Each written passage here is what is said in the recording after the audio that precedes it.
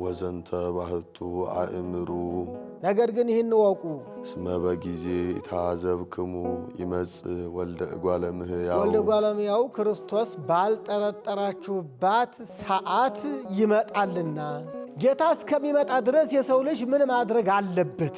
ተኝቶ ነው መጠበቅ ያለበት? እያንቀላፋ ነው መጠበቅ ያለበት? አይደለም፣ ተግቶ ነው መጠበቅ ያለበት።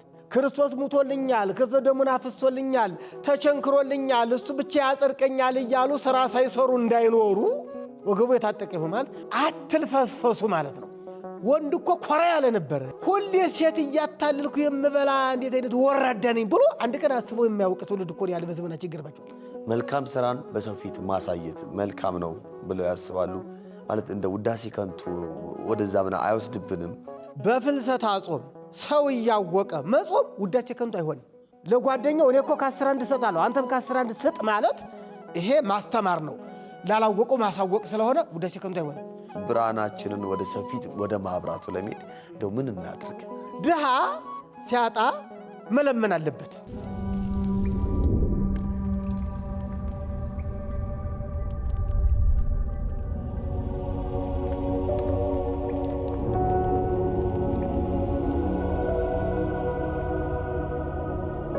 ሰላም ጤና ይስጥልኝ። በመላው ዓለም የምትገኙ ወደ ቀንዲል ሚዲያ ቤተሰቦቻችን እንደምን አላችሁ? ሰላም እግዚአብሔር ከሁላችንም ጋር ይሁን።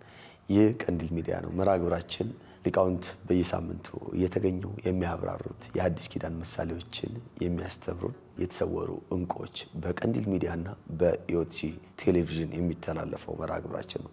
ዛሬም እንግዲህ ባለፈው ሳምንት ተገኝተው ያስተማሩን የመከሩን ታላቁ የቤተክርስቲያናችን ሊቅ መምህር የኔታ መጋቤ ሐዲስ ስቡህ አዳምጤ በመካከላችን ተገኝተው ያስተምሩናል። ከእሳቸው ጋር ቆይታ እናደርጋለን። ትምህርቱን ሁላችሁም ለሌሎች ሼር እያደረጋችሁ እንድትከታተሉ ያለፉትንም ሳምንቶች ያልተመለከታችሁ ወደ ኋላ መለስ ብላችሁ እንድትከታተሉ የተሰወሩ ዕንቁዎች ብላችሁ ዕንቁዎችን ፈልጋችሁ ብታገኙና ለሕይወታችሁ ጥቅም መቼስ ዕንቁ ተገኝቶ ዝም አይባልምና ዕንቁዎቹን ለሕይወታችሁ ስንቅ አድርጋችሁ እንድትይዙ ጥሪና ቀርባለሁ።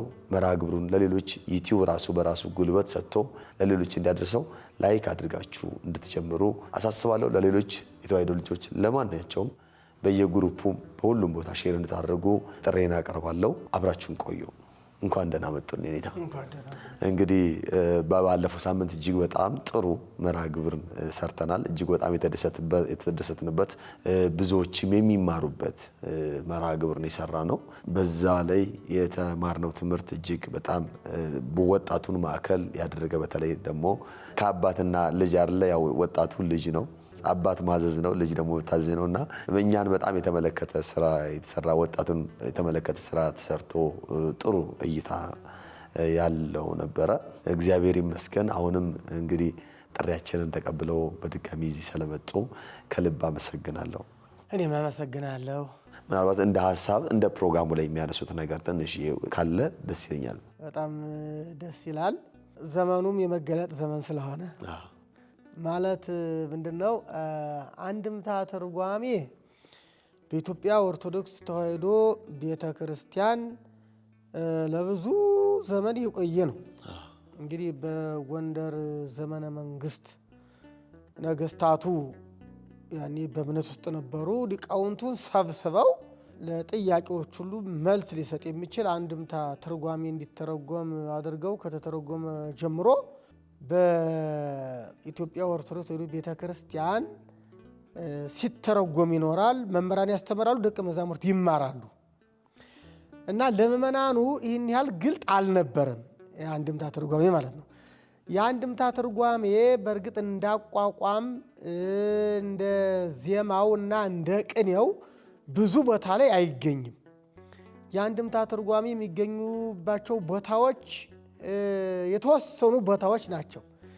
እንደዚህ ስለሆነ በምእመናኑ ዘንድ ይህን ያህል የታወቀ አልነበረም ማለት ነው። እና አሁን እንዳልኩት ዘመኑ የመገለጽ ዘመን ስለሆነ እና የቤተ ክርስቲያናችን አስተምሮ ምስጢረ መለኮት የሚመሰጠርበት የሚነገርበት መጻሕፍት የሚተነተኑበት የሚብራሩበት የሚመሰጠሩበት ጉባኤ ቤት ነው ወይም ትምህርት ቤት ነው።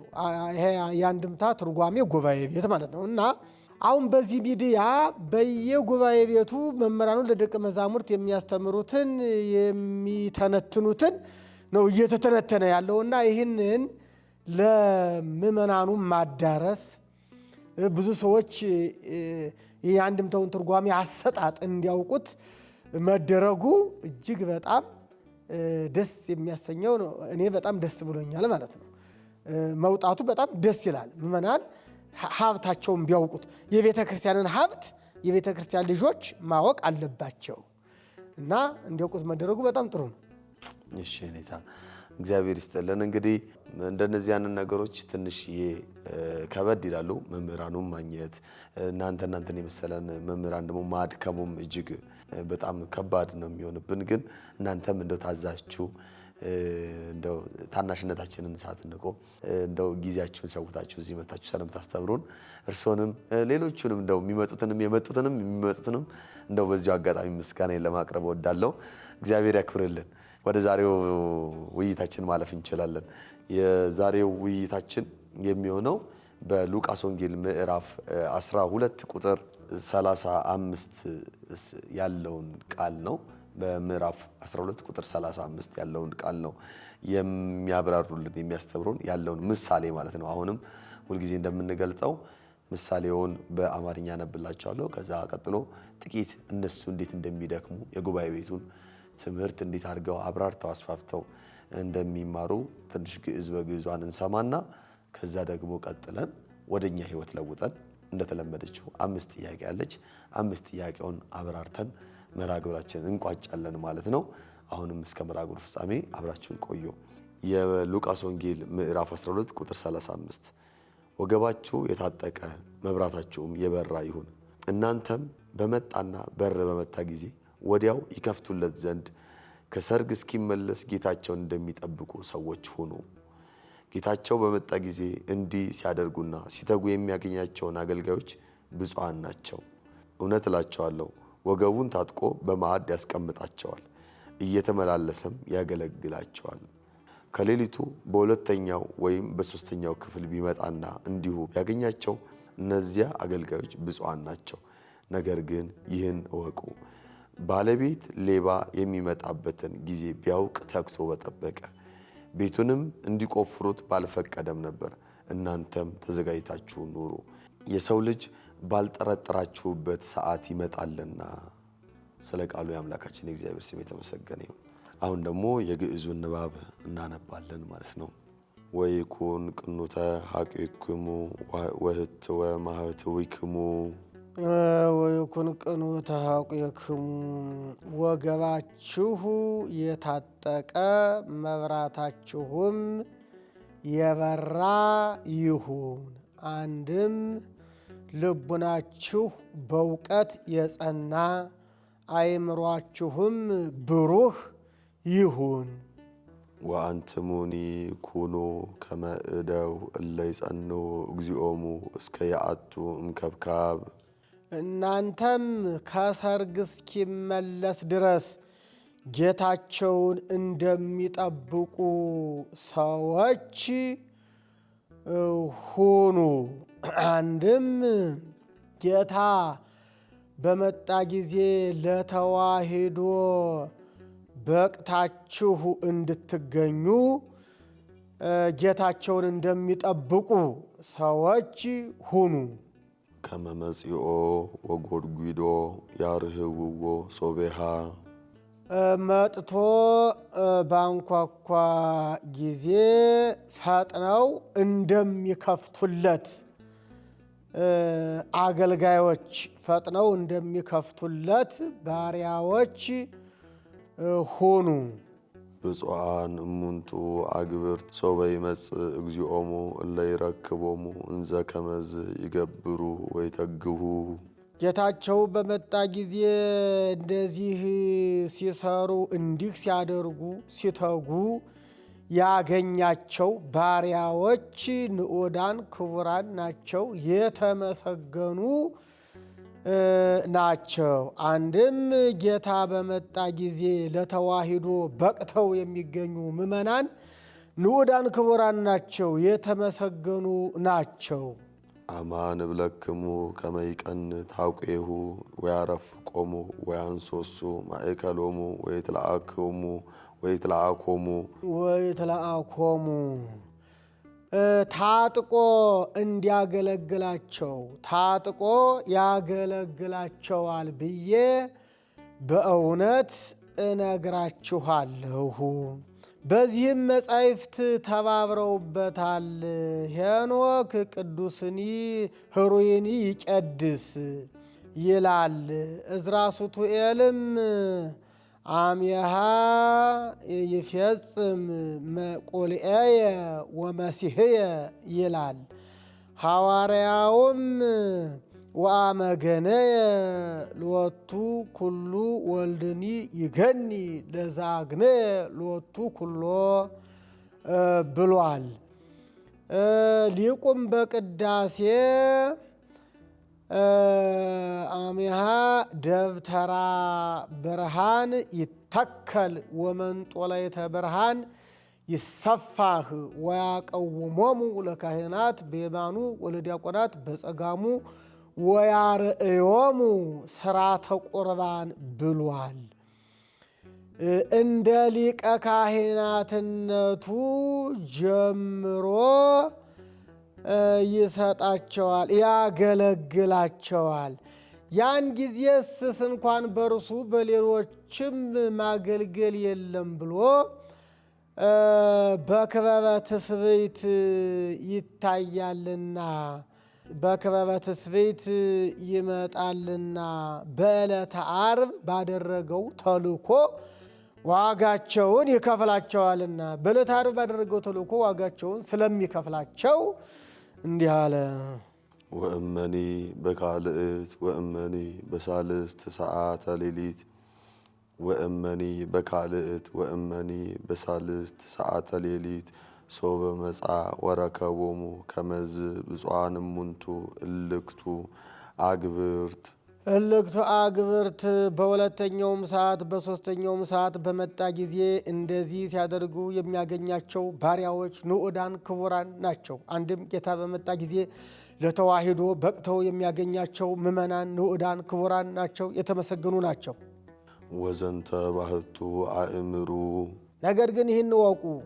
ሶበሁ የአምር በአለቤት እንተ ጊዜ መጽእ ሰራቂ እምተግሃ ወመሃለወ ባለቤት ሌባ የሚመጣበትን ጊዜ ሌባ የሚመጣበትን ሰዓት ቢያውቅ ኖሮ ታግቶ በጠበቀ ነበር። ወእምኢሃደገ ይክረዮ ቤቶ ቤቱንም ግድግዳውን ምሰው ጣራውን አንስተው ይወስዱ ዘንድ ባልተዋቸውም ነበር። ወአንትሙኒ ድልዋኒክሙ ሀልው እናንተም እንዲሁ ተዘጋጅታችሁ ኑሩ። እስመ በጊዜ ታዘብክሙ ይመጽእ ወልደ እጓለ እምህያው ወልደ እጓለ እምህያው ክርስቶስ ባልጠረጠራችሁባት ሰዓት ይመጣልና። የአንድምታ ትርጓሜ ትምህርት አሰጣጥ ነው ማለት ነው። ግዕዝ የሚያነብ ደቀ መዝሙር ግዕዝ ያነባል፣ መምህሩ ይተረጉማል። ልክ በዚያ ስርዓት ነው የቀረበው ማለት ነው። እየተረጎምን ጨርሰናል። ከዚህ በኋላ ምንድን ነው? ይሄም ምሳሌ ነው። ጌታችን መድኃኒታችን ኢየሱስ ክርስቶስ በምሳሌ የሰጠው ትምህርት ነው። ምሳሌው ምንድን ነው? ወደ ሰርግ ቤት የሄደ ሰው አለ፣ አገልጋዮች አሉት። ወደ ሰርግ ቤት ሂዶ እስኪመለስ ድረስ አገልጋዮቹ ተግተው ሲጠብቁት ነበረ። ከዚያ በኋላ መጥቶ በሩን ሲያንኳኳ ቶሎ ብለው ፈጥነው በሩን ከፈቱለት እና እስኪመጣ ድረስ ተግተው በመጠበቅ እንቅልፍ ሳይዛቸው መጥቶ ሲያንኳኳ ሰምተው አዳምጠው ለጌታቸው የሚከፍቱ ባሪያዎች፣ አገልጋዮች የተመሰገኑ ናቸው ይላል ምሳሌው ማለት ነው። ጌታቸው በመጣ ጊዜ ከመጣ በኋላ ይላል እነሱን ታጥቆ ያገለግላቸዋል። በመካከላቸው እየተመላለሰ ታጥቆ ያገለግላቸዋል። ይላል። ያሳልፍላቸዋል፣ የሚመገቡትን ያሳልፍላቸዋል ይላል።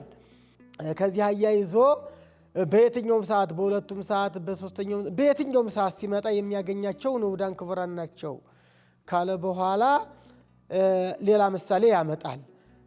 አንድ የቤት ባለቤት ሌባ በየትኛው ሰዓት እንዲመጣ ቢያውቅ ኖሮ በዚያች ሰዓት ተግቶ በሩንም መስኮቱንም ይጠብቅ ነበር፣ ዝም አይልም ነበረ ይልና እናንተም ተግታችሁ ተዘጋጅታችሁ ኑሩ፣ ወልደ እጓለ እመሕያው ክርስቶስ የሚመጣበትን ጊዜ አታውቁም የሚል ነው። እንግዲህ ምሳሌው በዚህ መልኩ ቀርቧል። የዚህ ቃል መነሻው ምንድነው? ወገባችሁ የታጠቀ ይሁን መብራታችሁም የበራ ይሁን ብሎ ነው የሚነሳው ማለት ነው። ወገባችሁ የታጠቀ ይሁን ማለት ሰው ስራ ሲሰራ ወገቡን ይታጠቃል፣ ታጥቆ ነው የሚሰራው። በገዳም ያሉ አባቶቻችን ወገባቸውን በትልቅ ጠፍር ይታጠቃሉ። ባይታውያን በገዳም ያሉ ባይታውያን ብዙ ጊዜ ወገባቸውን ታጥቀው ነው የሚሰሩት። መጽሐፍ ቅዱስም ይላል ገዳማዊው ባይታዊው ዮሐንስ ወገቡን በጠፍር ይታጠቅ ነበር ተብሎ ተጽፏል አይደል? እንደ ዮሐንስ መጥምቅ መታጠቂያውም ጠፍር ነበር ይለዋል። እና ወገብን መታጠቅ ስራ ለመስራት የመነሳሳት ምልክት ነው ማለት ነው። ስለዚህ ምን እያለ ነው ኢየሱስ ክርስቶስ? ወገባችሁ የታጠቀ ይሁን ሲል ለመስራት ቆርጣችሁ ተነሱ ማለት ነው። ሰው እኮ ወገቡን የሚታጠቀው እኮ ጠበቅ እንዲል ነው፣ ሰውነቱ ጠበቅ እንዲል ለስራ ሰውነቱ እንዲነሳሳ ማለት ነው። ሰውነቱን ማጥበቅ ማለት እኮ ነው። እና ወገባችሁ የታጠቀ ይሁን ሲል እንግዲህ መልካም ስራ ለመስራት ለመታዘዝ፣ ትእዛዝ የእግዚአብሔርን ትእዛዝ ለመፈጸም ታጥቃችሁ ተነሱ ለማለት ነው። ወገባችሁ የታጠቀ ይሁን ስራን የሚያስተምር ነው። መብራታችሁ የበራ ይሁን ተብሎ ተተርጉሟል። መብራታችሁ የበራ ይሁን ማለት ይህ መብራት ማለት ስራ ተብሎ ይተረጎማል።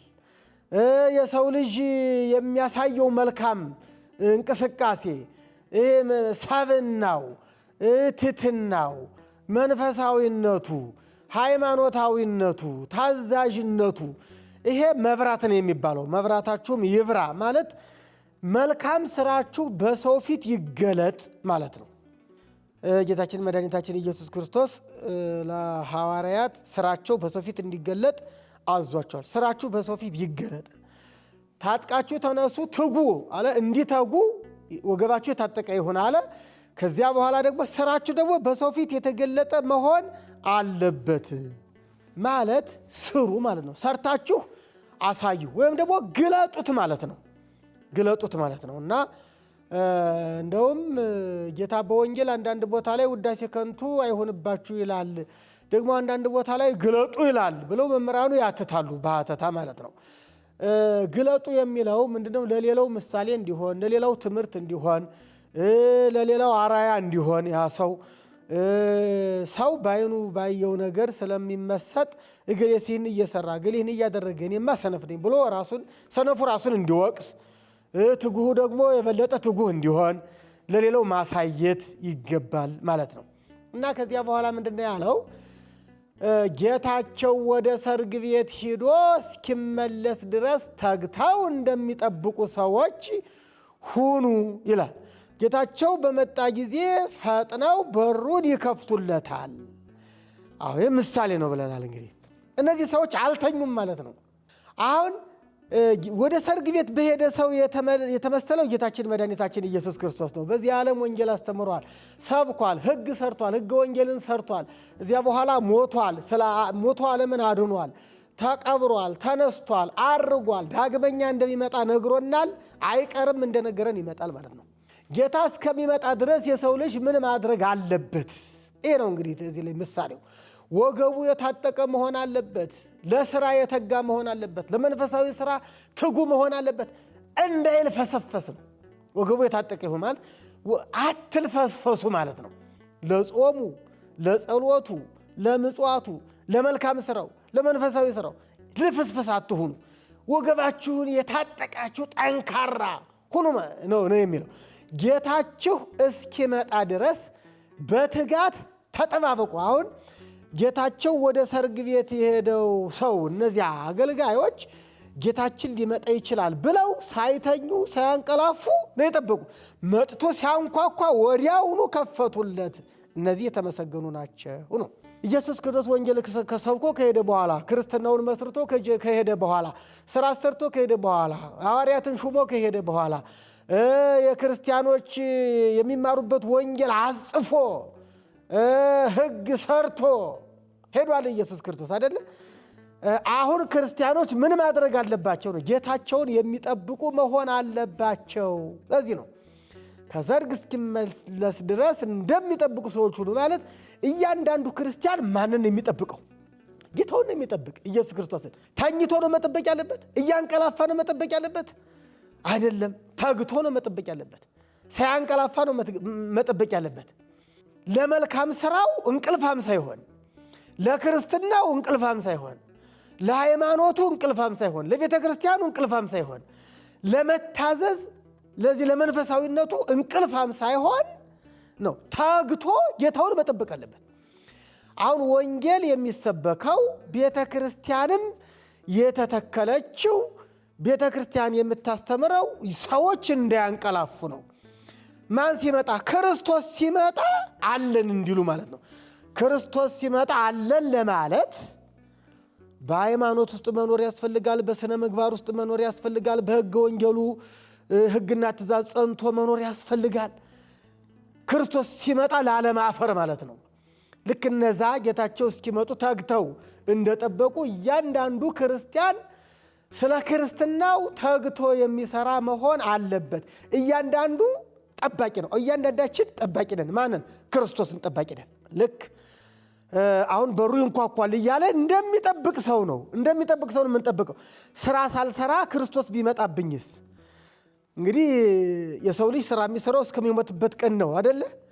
ስራ ሳልሰራ ሞት ቢመጣስ? ንስሐ ሳልገባ ሞት ቢመጣስ?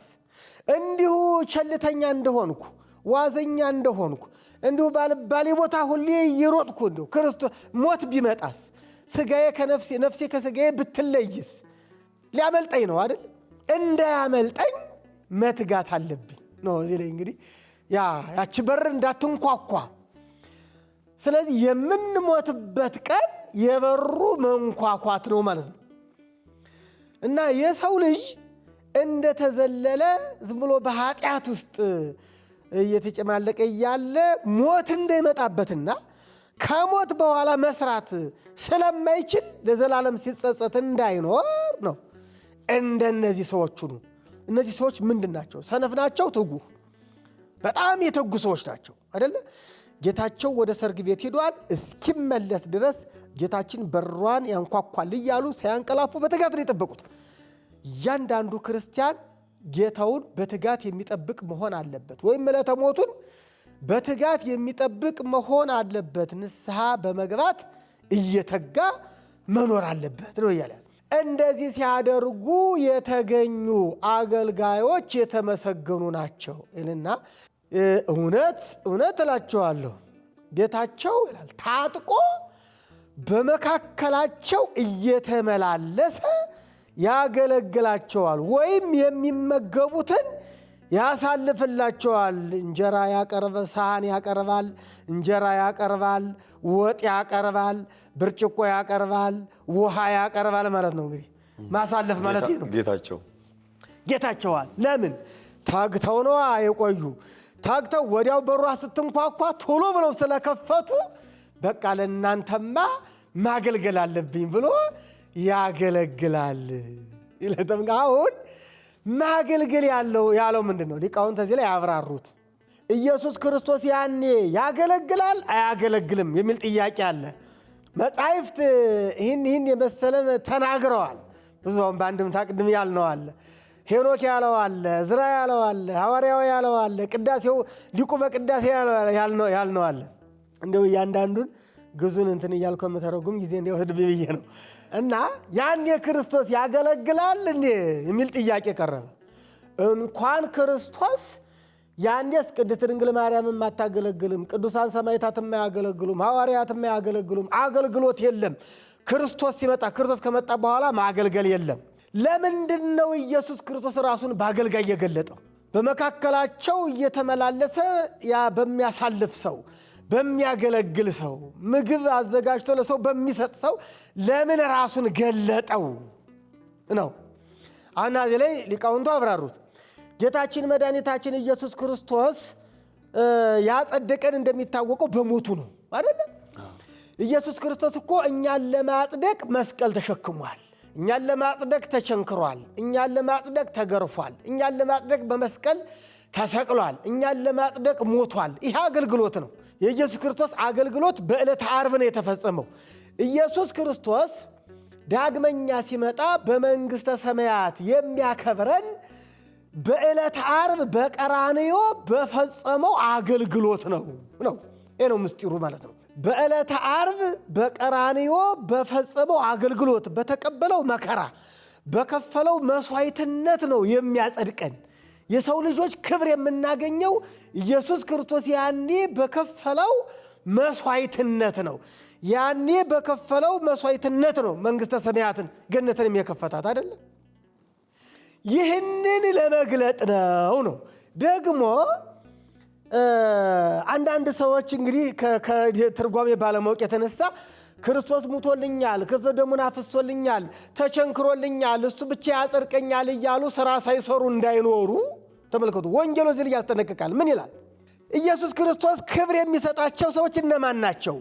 ትጉሃ በትጋት የተገኙ እንጂ በስንፍና የተገኙ አይደሉም። ጌታቸው ወደ ሰርግ ቤት የሄደ ጌታቸውን በሚጠብቁ ሰዎች ምሳሌ የተመሰለው ኢየሱስ ክርስቶስ ዋጋ የሚሰጠው ክብር የሚሰጠው ወገቡን ታጥቆ ለኖረ ነው። መብራቱ ሳይጠፋ ለኖረ ነው።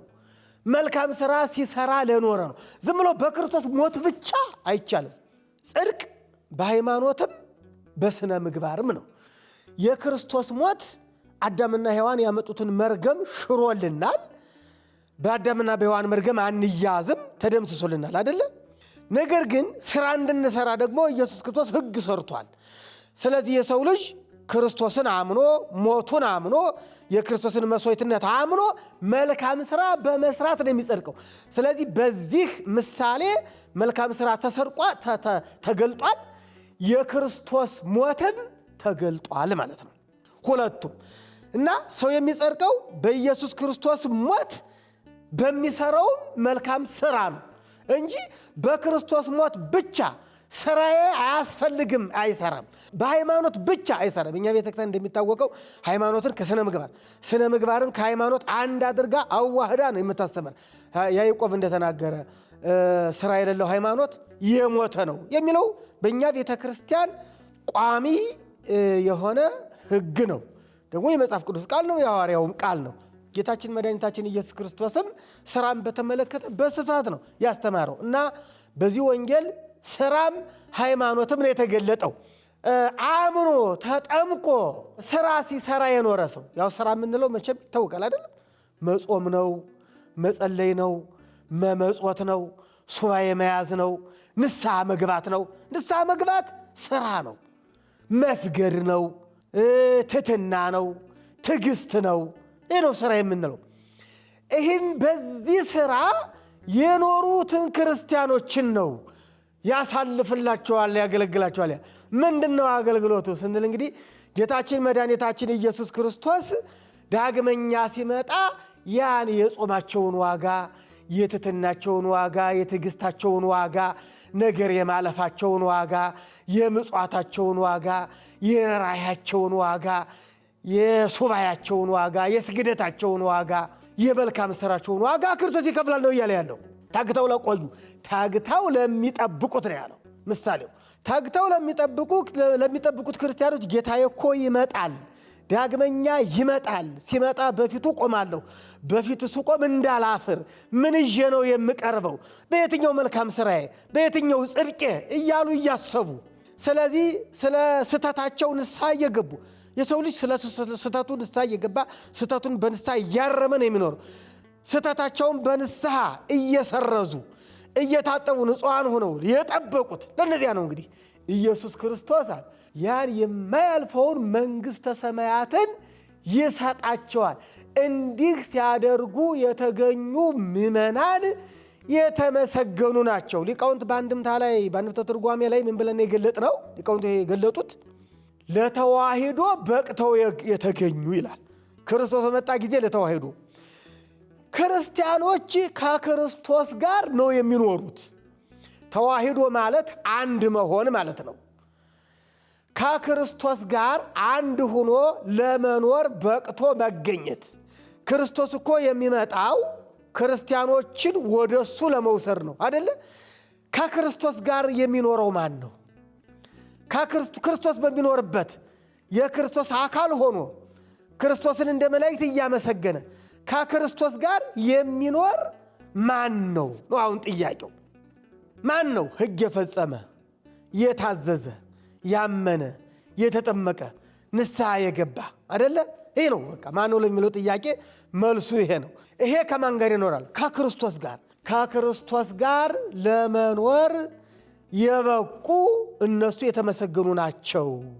ብፁዓን የተባሉ እነዚህ ናቸው ነው እና ጌታችን መድኃኒታችን ኢየሱስ ክርስቶስ ዳግመኛ ሲመጣ ክብር እንደሚሰጠን እኛ ደግሞ እንዴት ተዘጋጅተን መኖር እንዳለብን የሚያስጠነቅቅ ምሳሌ ነው ማለት ነው። የሚያስጠነቅቅ የወንጌል መልእክት ነው ማለት ነው እና ከዚያ መጨረሻዋን ልበላት ምንድን ነው የሚለው? መጨረሻው በምሳሌ ደግሞ ሲገልጠው እንዳንዘነጋ ባለቤት ያለው ሰው ሌባ የሚመጣበትን ሰዓት ቢያውቅ ኖሮ ተግቶ ይጠብቅ ነበር። እንዴ ጎረቤቱ ሁሉ እኮ ይጠራ ነበር።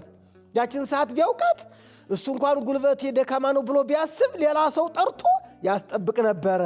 ነገር ግን አያውቅም፣ ሳያውቅ ነው ይመጣ አለ። ግን እናንተ አለ ልክ እንደ ሌባ ባልታወቀ ሰዓት እንደሚመጣ ሞት ባላወቃችሁበት ሰዓት እንዳይመጣባችሁ አንድ ኢየሱስ ክርስቶስ ደግሞ ዳግመኛ ሲመጣ ለወልደ እጓለ እመሕያው ክርስቶስ እናንተ ባልጠበቃችሁ ሰዓት ይመጣል። ለዚህ መድኃኒቱ ምንድን ነው አለ? ተዘጋጅታችሁ ኑሩ። ይሄ ነው ማሰሪያው ማለት ነው። በሌባ ነው የተመሰለው። ባለቤት ሌባ የሚመጣበትን ቢያውቅ ኖሮ ተግቶ ይጠብቅ ነበር። አሁን እያንዳንዱ ሰው ሞት የሚመጣበትን ቀን ቢያውቅ ኖሮ ንስሐ ገብቶ ተዘጋጅቶ ይጠብቅ ነበር፣ ግን አያውቅም። ስለዚህ መድኃኒቱ ምንድን ነው? ሁሌም መዘጋጀት፣ ሁሌም ንስሐ መግባት። ምክንያቱም ሌባው ሞት የሚመጣበት ሰዓቱ አይታወቅም። ስለማይታወቅ ሁሌም መዘጋጀት። በሁለተኛው ሰዓትም ቢሆን አለ ከሌሊቱ ይላል፣ በሦስተኛው ሰዓትም ቢሆን በየትኛው ሰዓት እንደሚመጣ አይታወቅም። ስለዚህ ዋናው ነገር ምንድን ነው? መዘጋጀት።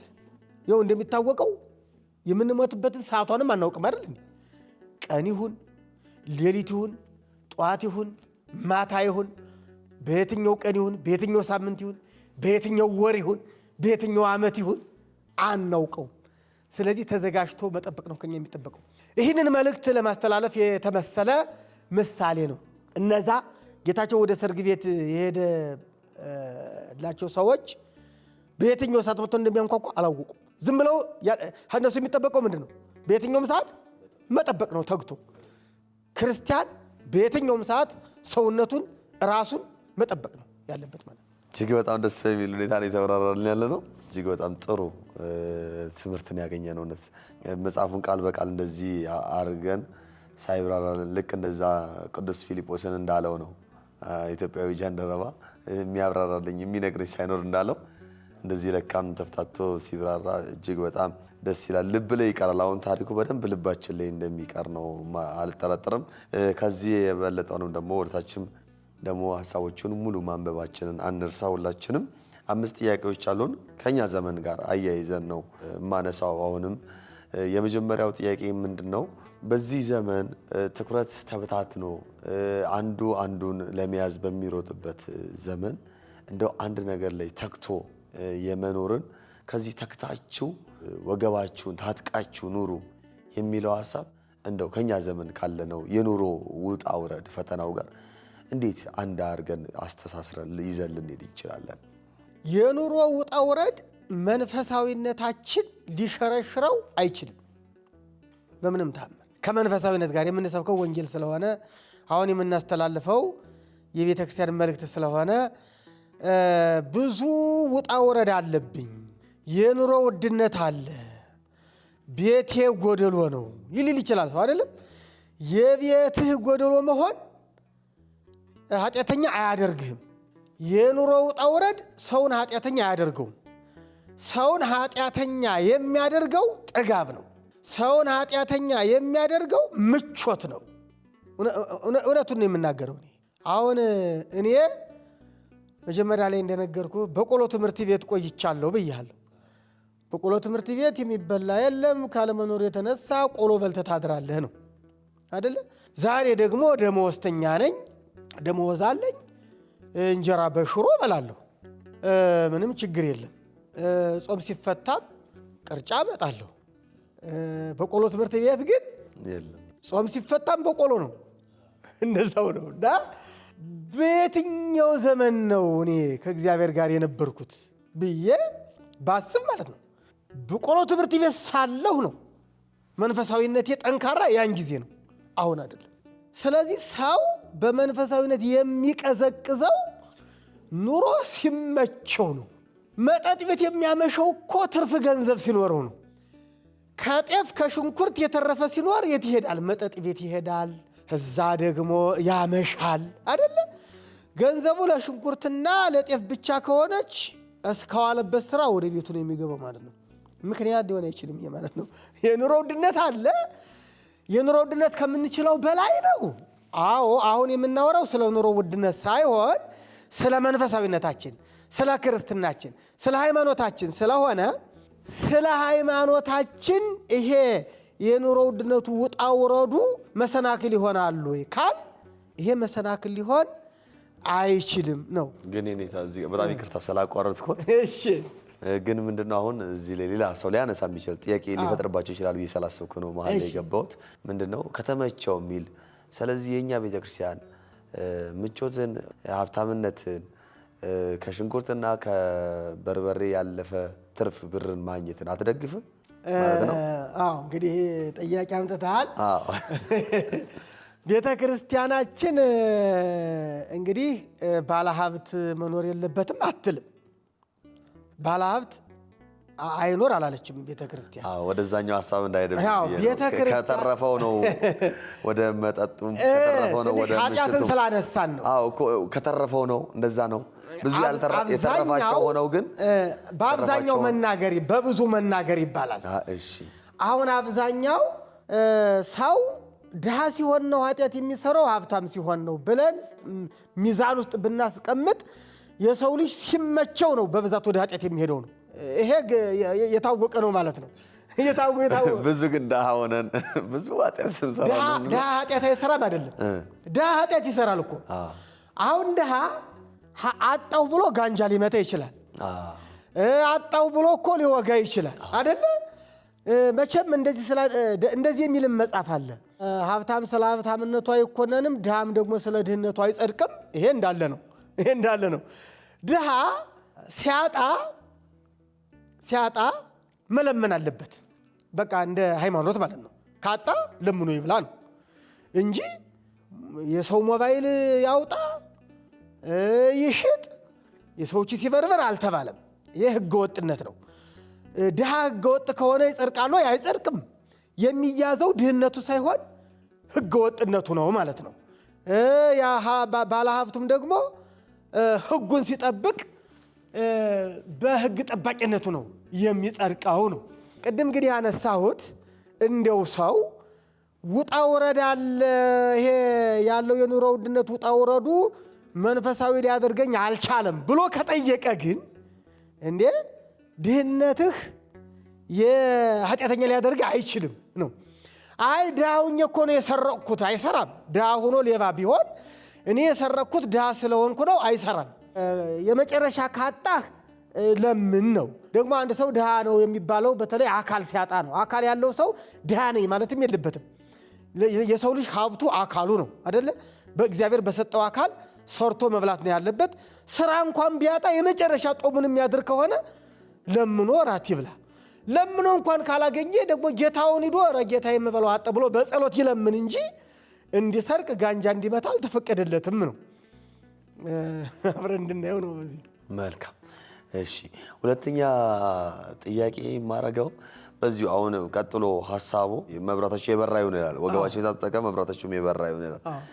መብራት የሚለው መቼስ መልካም ስራችን እንዳለው አስተምረውናል እና አሁን መልካም ስራን በሰው ፊት ማሳየት መልካም ነው። ባለፈው ሳምንት ጥቂት ዳሰስ አድርገናል፣ ግን እንደው ሐሳቡን ሳልጠይቅ እንዳላነሳ ዛሬ የሚያዩ ሰዎች እንዲረዱት ነው።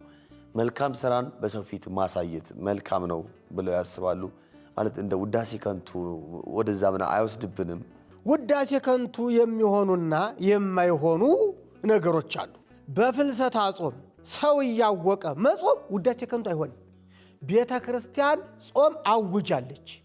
ቤተ ክርስቲያን ጾም ባወጀችበት ወቅት ጸዋሚ መሆንን ገልጦ መጾም ለማይጾመው ሰው ማስተማር ነው። እንደው ይህን መግለጥ ይገባል።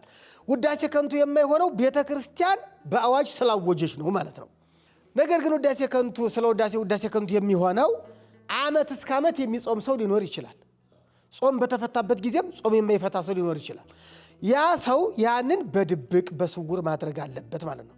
በከተማዋ ጾም በሚፈቱ ሰዎች መካከል ሲኖር እናንተ ፍቱ እኔ እንኳን አልፈታም ካለ ውዳሴ ከንቱ ይሆንበታል። ያን ጾም አለመፍታቱን ጾም ቢፈታም ስጋ አልበላም የሚል ሰው በስውር በድብቅ ያድርግ ነው እንጂ ቤተ ክርስቲያን ባወጀችበት ጊዜ ግን ውዳሴ ከንቱ አይሆንም። ስለዚህ አሁን ከአስር አንድ ገንዘብን መስጠት ውዳሴ ከንቱ ሊሆን አይችልም።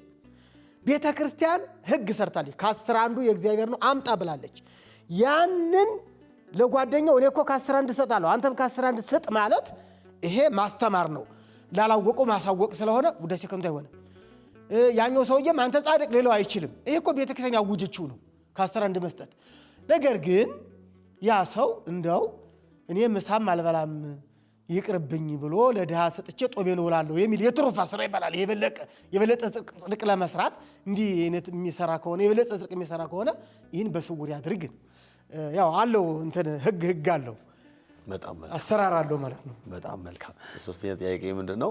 መቼስ አሁን ቴክኖሎጂውም እንደው በሞላበት በዚህ በእያንዳንዱ ሁኔታ ላይ ትኩረት ሰጥተን የጌታን ጥሪ መስማት ወይም ደግሞ የተማርነውን ትምህርት አስተውለን ወደ ተግባር ለመለወጥ እንደው ምን እናድርግ ካለው ከማህበራዊ ተጽዕኖ ይልቅ እንደው ወደ እግዚአብሔር ቃልና ብርሃናችንን ወደ ሰፊት ወደ ማብራቱ ለመሄድ እንደው ምን እናድርግ?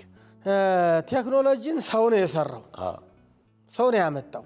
አሁን ከሰው ስራና ከእግዚአብሔር ስራ የትኛውን ማስቀደም ይሻላል ነው። የእግዚአብሔር ሕግ ጸንቶ የሚኖር ነው፣ ምን ጊዜም የማይነቃነቅ ነው እና ይሄ የሰው ስራ ነው፣ ይሄ ደግሞ የእግዚአብሔር ነው። ለሰው ከመታዘዝ መጀመሪያ ለእግዚአብሔር መታዘዝ ይበልጣል ነው። ለሰው ከመታዘዝ ስል መንፈሳዊ የሆነውን ትእዛዝ እያልኩ አይደለም። እንግዲህ ለሰው መታዘዝ ለእግዚአብሔር መታዘዝ ነው በሚለው አይደለም። አሁን ለአንድ ሰው መልካም ስታደርግ ለእግዚአብሔር እያደረግክ ነው። ይሄ መንፈሳዊ ስራ ነው።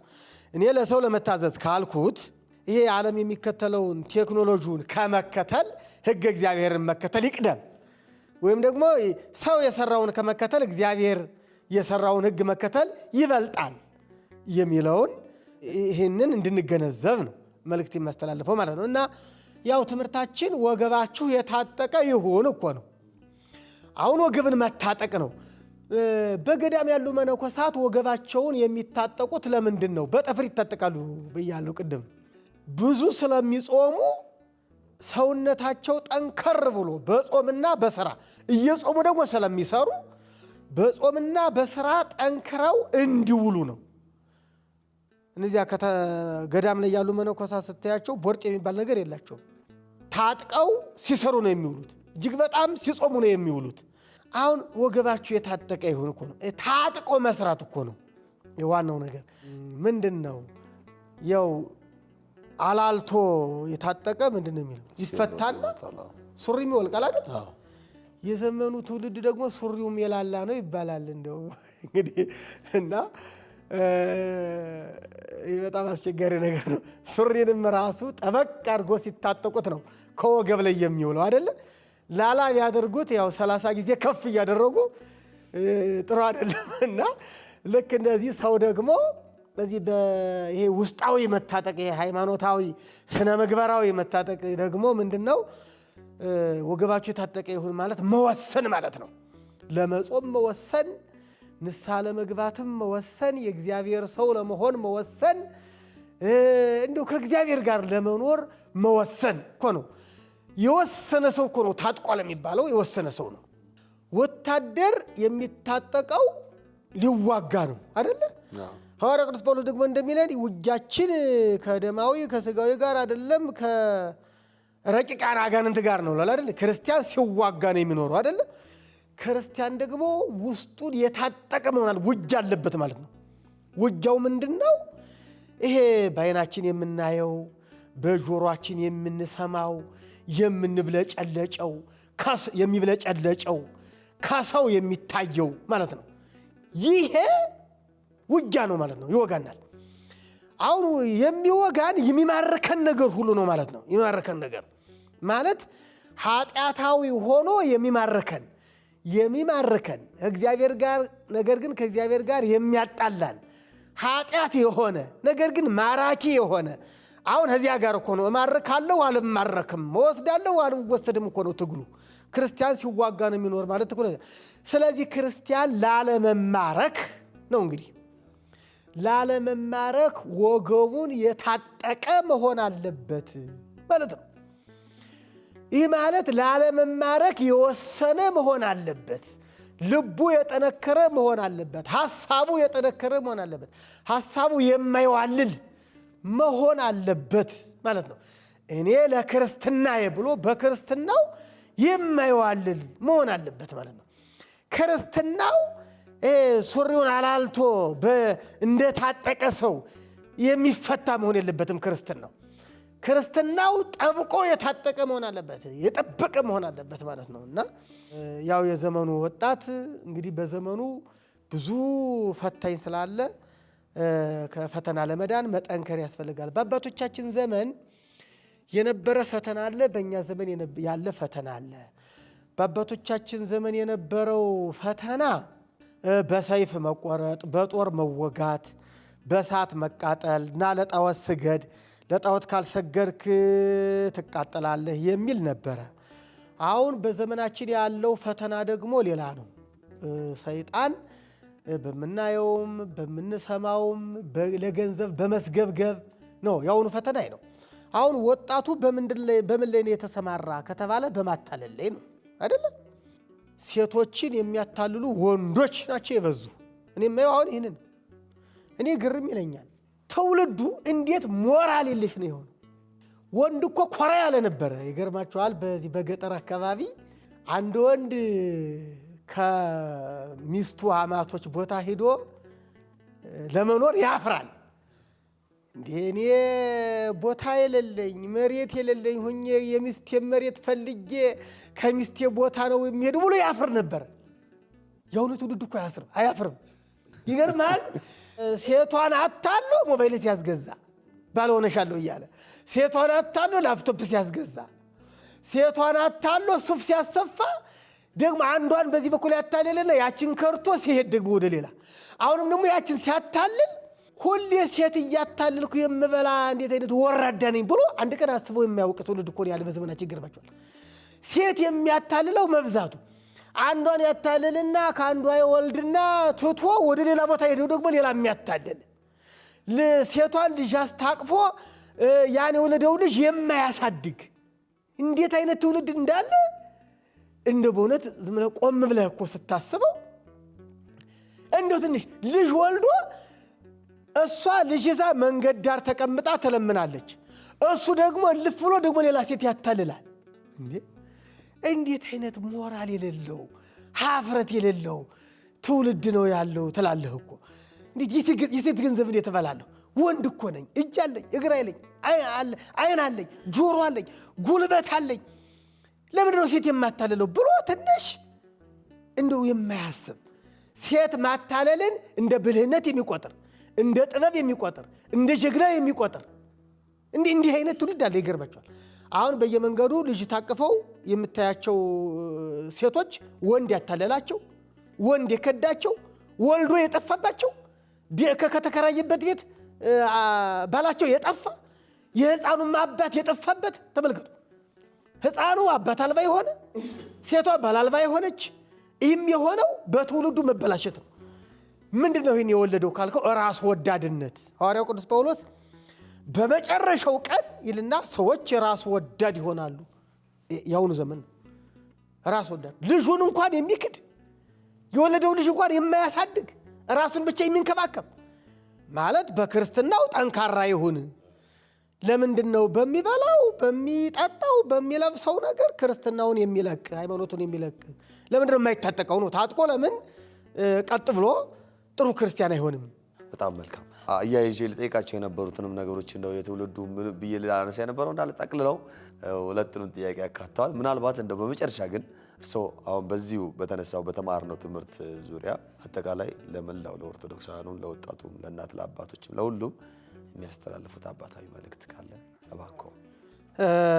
አሁን የማስተላልፈው መልእክት ምንድን ነው? በዚሁ አሁን ባየነው እኛ ክርስቲያኖች ለካ ክርስቶስን ጠባቂ ነን ብሎ ጠባቂነቱን እንዳይረሳ ነው። አሁን ኢየሱስ ክርስቶስን የምንጠብቅ ነን እያንዳንዳችን እና ምን ያህል እየጠበቅን ነው? ምን ያህል ተግተን እንገኛለን? ትጋታችን ምን ያህል ነው? እንደው ትጋት የሚለው ጌታችንም ሐዋርያቱን ተግታችሁ ጸልዩ ያስከተለው ቃል ወደ ፈተና እንዳትገቡ ይላል። ተግቶ የማይጠብቅ ወደ ፈተና ይገባል። ተግታችሁ ጸልዩ ነው ያለው። ፈተና እንዳይመጣ ተግቶ መጸለይ ነው። ስለዚህ ሰው ከተጋ ያመልጣል፣ ካልተጋ ደግሞ ይበላል ማለት ነው እና እንደው ሁላችንም ተግተን በሕገ ወንጌሉ በክርስትናው እንደው ቸል ማለታችን ትተን እንደ ትጉሃን መላእክት ትጋት የመላእክት ነው፣ ስንፍና ደግሞ የአጋንንት ነው እና ጋኔን ቅዱስ ቅዱስ ብሎ አያመሰግንም፣ ሰነፍ ነው። ቅዱሳን መላእክት ደግሞ ሁሉንም ያመሰግኑ። የአጋንንት ትተን የመላእክትን ነው እግዚአብሔርን ለማመድ ለጾሙም እንደው ለሱባኤውም መንፈሳዊ ስራ ለሆነው ሁሉ መትጋት ይገባልና በትጋት ጌታችን እየጠበቅን እንድንቆይ እንግዲህ እግዚአብሔር ይፍቀድልን። አሜን አሜን። ቃለ ሕይወት ያሰማልን፣ ቃለ ሕይወት ያሰማልን። በጣም እናመሰግናለን። እኔታ ጊዜዎትን ሰውተው እዚህ መጥተው ስላስተማሩን ስለመከሩን በጣም እናመሰግናለን። እግዚአብሔር ይስጥልን። የተወዳጁ ተመልካቾቻችን እንግዲህ እጅግ በጣም ጥልቅ የሆነውን ምስጢር በምሳሌ ብቻ የተቀመጠውን ነገር አብራርተው ለሁላችንም በሚገባንና በሚገባን መልኩ አስተምረውናል፣ መክረውናል። እኛም ጥያቄ ጠይቀናል፣ ጥያቄያችንን በደንብ ተመልሷል። ስለዚህ ይህንን መርሃ ግብር እናንተም እንዳያችሁት ለሌሎችም እንድታሳዩ እናንተም ደግሞ ስትማሩበት ሁላችንም ስንማርበት በሕይወታችን ለመተግበር እየሞከርን በቻልነው አቅም የቻልነውን እየሰራን ከመስማት አልፈን በተግባር ሰርተን የመንግስቱ ወራሽ ለመሆን እንስራ። ኦርቶዶክሳዊ አንድነታችን ህብረታችንን እናጠንክር፣ እናበርታ። ክርስቲያን እንደተነገረን ክርስቲያን ተዘጋጅቶ የሚጠብቅ ነውና ተዘጋጅተን የምንጠብቅ ይሁን። መልካሙን ነገሮች ለሌሎች እናካፍል። ይህም ከመልካሞች መካከል አንዱ የእግዚአብሔር ቃል ነውና ለሌሎች ሼር በማድረግ በማካፈል አብረን እንማር እንማማር። ስለተከታተላችሁን ከልብ እናመሰግናለን። ሳምንት ደግሞ በሌላ አንቀጽ በሌላ ርዕሰ ጉዳይ እስከምንገናኝ ቸር ቆዩልን። የዕለት ተዕለት የሕይወት ርጫችንን ገታ አድርገን ለነፍሳችን የምናርፍበት አይምሯችንን በቃሉ የምናድስበት ልዩ ጊዜ እነሆ። ቀንዲል ሚዲያ ጥልቅ ዕውቀትን የወቅቱን የሕይወት ምክርና ማህሌትን በአንድ ላይ ያሰናዳበትን ልብን የሚያረሰርስ የ60 ደቂቃ መርሃ ግብር ይዞላችሁ መጥቷል። በልዩ ዝግጅታችን ጌታችን አምላካችን መድኃኒታችን ኢየሱስ ክርስቶስ በአዲስ ኪዳን በምሳሌ ያስተማራቸው የሕይወት ምሳሌዎች ቃላት በጉባኤ ቤት መምህራን በጥልቀት የሚብራሩበት የተሰወሩ ዕንቁዎች የተሰኘው አምዳችን፣ በተጨማሪም ወጣትነትን በክርስትና መነጽር የምንቃኝበት፣ ስለ ሕይወት ውጣ ውረድና ስለ ብሩህ ተስፋችን በጉብዝናችን ወራት ፈጣሪን ማሰብ በግልጽ የምንመካከርበት የጉብዝና ወራት አምዳችን ሌላው የፕሮግራማችን አካል ነው። ይህ ጥልቅ የቃሉ ትምህርትና የሕይወት ምክር መንፈስን በሚያድሱና ልብን በሚመስጡ መዝሙራት ታጅቦ የተሟላ መንፈሳዊ ማዕድ ሆኖ ይቀርብላችኋል። በተጨማሪም በየጊዜያቱ የተለያዩ መርሃ ግብሮችን እንደየሁኔታው እያካተትን አብረን እንቆያለን። ዘወትር እሁድ ምሽት ከምሽቱ 2 ሰዓት እስከ 3 ሰዓት በኢትዮጵያ ኦርቶዶክስ ተዋሕዶ ቤተክርስቲያን መገናኛ ብዙሃን ቴሌቪዥን ድርጅት በኢኦቲሲ ቲቪ ይከታተሉን። መርሃ ግብሩ በቴሌቪዥን እንደተጠናቀቀ ልክ ምሽት 3 ሰዓት ላይ ሙሉ ዝግጅቱ በቀንዲል ሚዲያ የዩቲዩብ ቻናል ስለሚጫን በዚያም ማግኘት ትችላላችሁ። የዩቲዩብ ቻናላችንን ሰብስክራይብ በማድረግ ቤተሰብ ይሁኑ። የእሁድ የቴሌቪዥን ዝግጅት ላመለጣችሁ ደግሞ ዘወትር ረቡዕ በኢትዮጵያ ኦርቶዶክስ ተዋሕዶ ቤተክርስቲያን ቴሌቪዥን በድጋሚ ይቀርባል።